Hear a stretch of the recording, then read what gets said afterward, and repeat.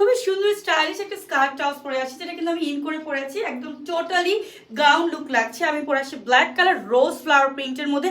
এগুলো ঈদের জন্য কিন্তু পারফেক্ট লুক। এটা আমাদের সুন্দর করে এখানে প্লেট থাকবে, শোল্ডার পাফি করে স্লিভস করে এখানে লাস্টিক করা হচ্ছে স্লিভসের পোর্শনটা, এবং এই পাশে লাস্টিকটা পাচ্ছেন প্রিমিয়াম লাইট ওয়েট জর্জেটের মধ্যে পাচ্ছেন দুবাই সফট চেরি একটা স্কার্ট পেয়ে যাচ্ছেন, যেটা প্লেটেড করা।